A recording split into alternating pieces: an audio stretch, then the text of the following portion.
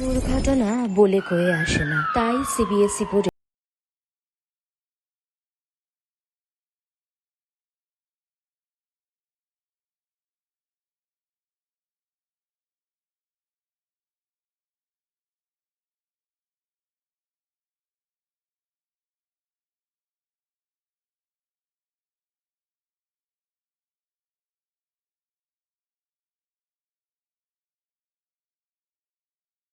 কি বললেন।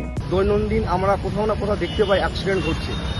ওই অ্যাক্সিডেন্ট হয়ে যাবার পর দেখা যায় সেই আক্রান্ত ব্যক্তিটা রাস্তার মধ্যে পড়ে ছটফট করছে, কিন্তু আমরা ভয় পাই, কি আইনের ভয় পাই, কিন্তু আইনের ভয় পাওয়ার কোনো কারণ নেই।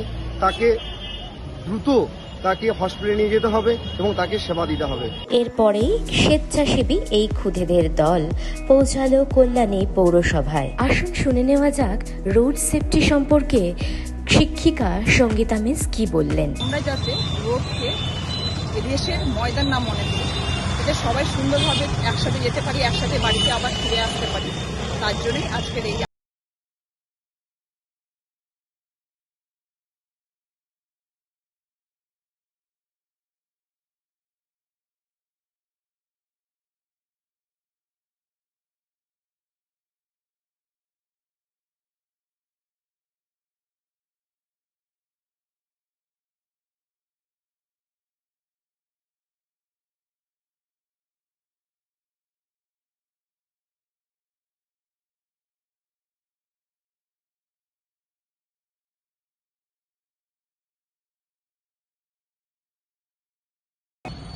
পথ দুর্ঘটনায় আক্রান্ত ব্যক্তিদের সাহায্য করা আমাদের মৌলিক দায়িত্ব। আজ যা মানুষের সাথে রাস্তাঘাটে হচ্ছে তা কাল আপনাদের পরিবারের সাথেও হতে পারে। তাই আমাদের উচিত রাস্তাঘাটে কোনো মানুষকে আক্রান্ত অবস্থায় দেখলে বা অ্যাক্সিডেন্ট হলে তাদের হসপিটালে নিয়ে সাহায্য করা।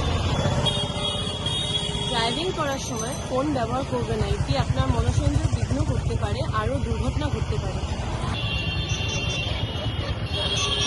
কারে বসে প্রত্যেকটি সিট বেল্ট পরুন। সিট বেল্ট আপনাদেরকে মৃত্যু এবং আঘাত থেকে বাঁচাবে।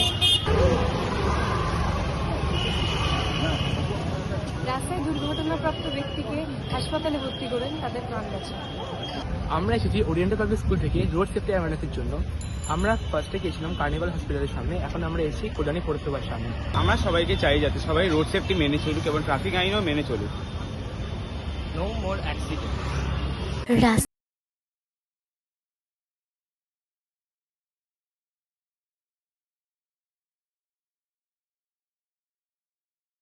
খেয়াল রাখি।